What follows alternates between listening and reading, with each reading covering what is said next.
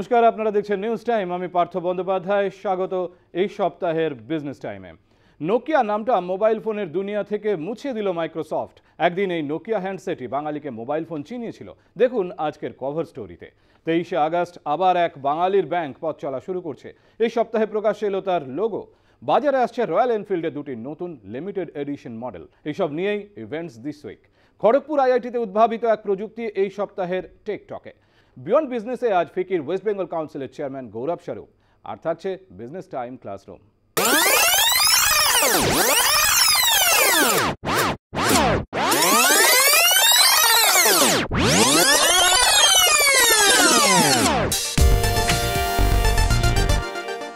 নোকিয়ার বিভিন্ন মোবাইলের মডেল 3310, 3315 মনে আছে আপনার?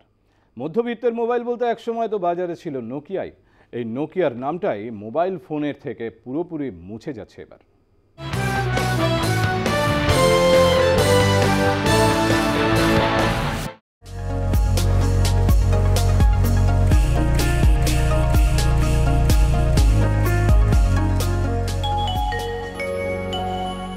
Nokia, one of the most widely recognized and on average, universally liked companies ever to grace the face of this earth. ভারতবাসী যখন প্রথম মোবাইল ফোনের নাম শুনল তখন একটাই সংস্থার কথা মুখে মুখে ঘুরছিল, নোকিয়া। বিশালকায় সেট, ছোট্ট স্ক্রিনে কালো সাদা লেখা, ফুটে উঠছে ফোন নম্বর, মেসেজ। অত্যাশ্চর্য যোগাযোগ ব্যবস্থা। কর্ডলেসের মতো সীমিত এলাকার মধ্যে নয়, দিল্লিতে থাকা চেনা পরিচিতের সঙ্গে বাসে, ট্রামে, রাস্তায়, ফোনে অবলীলায় কথা বলা যাচ্ছে। ভারতবাসীর কাছে এইসব তখন ম্যাজিক। যে যন্ত্রের হাত ধরে সেই ম্যাজিকের সঙ্গে ধীরে ধীরে মানুষ পরিচিত হয়ে উঠল, তার নাম নোকিয়া। সনি এরিকসন, মোটোরোলা, সিমেন্সের মতো কিছু সংস্থা সেই সময় বাজারে এলেও ফিনল্যান্ডের এই মোবাইল সেট সংস্থা তখন ভারতীয় বাজারের দখল নিয়েছে। কম দামি থেকে বেশি দামি পাড়ার দোকানেও পাওয়া যেতে শুরু করলো নোকিয়া ফোন। এরপর অনেক সংস্থাই বিভিন্ন সময় ভারতীয় বাজারে ঢুকেছে, কিন্তু ভারতীয়দের মনে নোকিয়ার মতো নস্টালজিয়া আর কেউই তৈরি করতে পারেনি। 2014 সাল পর্যন্ত ভারতীয় বাজারে চুটিয়ে ব্যবসা করার পর অবশেষে সেই নোকিয়া সংস্থাকে কিনে নেয় বিশ্বের অন্যতম বৃহৎ তথ্য প্রযুক্তি সংস্থা মাইক্রোসফট। সফটওয়্যারের বাজারে নিজেদের প্রতিপত্তি কায়েম করার পর স্মার্টফোনের দুনিয়াতেও নিজেদের আধিপত্য বিস্তারের লক্ষ্যে মাইক্রোসফটের এই পদক্ষেপ অন্য মোবাইল সেট সংস্থাকে কিছুটা চাপেই ফেলে দেয়। কিন্তু নোকিয়া কিনে নেওয়ার পর শেষ 14 মাসে স্মার্টফোনের বাজারের মাত্র 3% দখল করতে পেরেছে মাইক্রোসফট। ফোনের বাজারে এভাবে দিনের পর দিন হাত পোড়াতে পোড়াতে অবশেষে হাল ছাড়ল মাইক্রোসফট। এতে শ্যাম আর কুল দুই যাওয়ারই উপক্রম। এভাবে চলতে থাকলে ফোনের বাজার তো যাবেই, সেই সঙ্গে ফোনের দিকে মন দিতে গিয়ে সফটওয়্যারের বাজারটাও না নাকের তলা থেকে কেউ চুরি করে নিয়ে যায়, প্রমাদ গুণে মাইক্রোসফটের বোর্ড মিটিং ডাকলেন চিফ এক্সিকিউটিভ সত্য নাদেলা। এই বৈঠকেই মাইক্রোসফটকে তথ্য প্রযুক্তি জগতে টিকিয়ে রাখতে নেওয়া হলো কিছু আপাত অস্বস্তিকর কড়া পদক্ষেপ। ঠিক হয়েছে, নোকিয়ার পিছনে খরচ হওয়া $760 কোটি হিসেবের খাতা থেকে মুছে ফেলবে এই সংস্থা।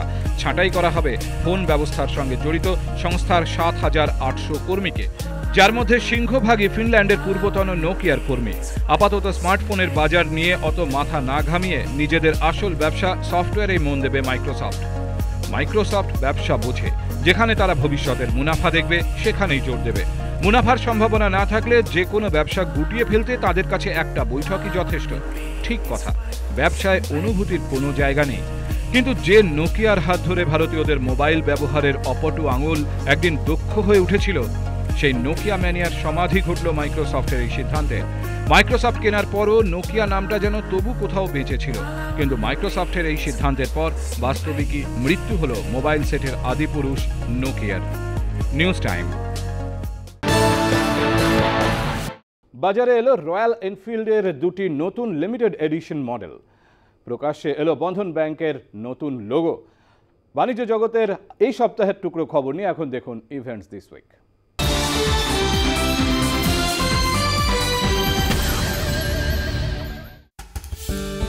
দুটি লিমিটেড এডিশন মোটর বাইক বাজারে আনলো রয়্যাল এনফিল্ড। প্রথম বিশ্বযুদ্ধে ব্রিটিশ সেনার ডেসপ্যাচ বিভাগ যে মডেলের বাইক ব্যবহার করত, সেটাকে মাথায় রেখেই তৈরি হয়েছে ডেজার্ট স্টর্ম ডেসপ্যাচ এবং স্কোয়াড্রন ব্লু ডেসপ্যাচ নামের দুটি মডেল। প্রতিটি রঙে মাত্র 200টি মোটর বাইক বিক্রি করবে 114 বছরের ব্র্যান্ড রয়্যাল এনফিল্ড। আগামী 15ই জুলাই সকাল 10টা থেকে store.royalenfield.com এই ওয়েবসাইটে গাড়ি বুক করা যাবে। মডেল দুটির দাম 2,25,000 টাকার মধ্যে।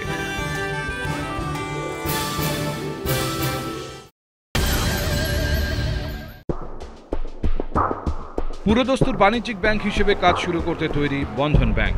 শহরে একটি অনুষ্ঠানে বন্ধন ব্যাংকের বোর্ড অব ডিরেক্টরসের সঙ্গে পরিচয় করিয়ে দিলেন সংস্থার এমডি এবং সিইও চন্দ্রশেখর ঘোষ। আগামী 23শে আগস্ট কলকাতার সায়েন্স সিটি অডিটোরিয়ামে রাষ্ট্রপতি প্রণব মুখোপাধ্যায় ভারতের এই নবতম ব্যাংকটির আনুষ্ঠানিক উদ্বোধন করবেন। আত্মপ্রকাশের দিনেই দেশ জুড়ে বন্ধন ব্যাংকের 600-র বেশি শাখা কাজ শুরু করবে বলে জানিয়েছেন চন্দ্রশেখর ঘোষ। এই অনুষ্ঠানেই প্রকাশ্যে আনা হলো বন্ধন ব্যাংকের logo. We are trying to go to the touch with the people and give the service, and then people will become to us. কোথাও আইনি কোথাও বেআইনি কলকাতায় মেট্রোর যাবতীয় সম্প্রসারণ প্রকল্পে দখলদাররাই বাধা বলে দাবি করলেন মেট্রো রেলের general manager Shri Radheshyam. Merchant chamber of কমার্সে একটি প্রশ্নোত্তর আসরে তিনি জানান, ইস্ট ওয়েস্ট মেট্রোর কাজ থমকে আছে, কিন্তু আরও 5টি মেট্রো সম্প্রসারণের কাজ শহর জুড়ে চলছে। এর মধ্যে নিউ গড়িয়া এয়ারপোর্ট রুটে জটিলতা অপেক্ষাকৃত কম এবং আগামী 3 বছরের মধ্যেই এই রুটে ট্রেন চলতে পারে। অন্য রুটগুলিতে জমি অধিগ্রহণে রাজ্য সরকারের সাহায্য পাওয়া যাচ্ছে না। काम सभी में चल रहे हैं जो wherever sites are available. There are some areas where are some encroachments are there or some land issues are there. Only in those locations those issues need to be resolved. পূর্বাঞ্চলের ছোট ও মাঝারি শিল্পে যারা সাফল্যের সঙ্গে কাজ করছেন তাদের মধ্যপ্রাচ্যে বিনিয়োগ করার আহ্বান জানালেন কাতারের দোহা ব্যাংকের চিফ এক্সিকিউটিভ অফিসার ডক্টর আর সীতারামন। ভারতে এই ব্যাংকটির মাত্র 2টি শাখা আছে, একটি মুম্বাইতে, অন্যটি কোচিতে।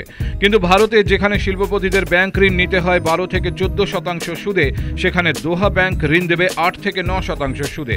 ডক্টর সীতারামনের দাবি, হাইড্রোকার্বন ছাড়াও ভারতের কোম্পানিগুলির কাছে মধ্যপ্রাচ্যে বিনিয়োগের অন্য ক্ষেত্রগুলিও লোভনীয়।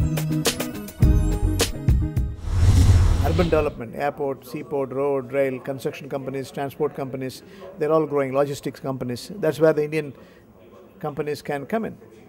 And there are 7 million Indians. And it's also near. It is only 3 hours away. কয়েক বছর বাদে আবার সাংবাদিকদের মুখোমুখি হলেন দামোদর ভ্যালি কর্পোরেশনের চেয়ারম্যান। গত 4 বছরে ক্রমশ ঋণের অতলে তলিয়ে যাচ্ছে ভারতের অন্যতম বড় এই রাষ্ট্রীয় বিদ্যুৎ উৎপাদনকারী সংস্থা। এই মুহূর্তে ডিভিসির মোট ঋণের পরিমাণ 30,000 কোটি টাকা। চলতি বছরেও লোকসানের বোঝা বাড়বে।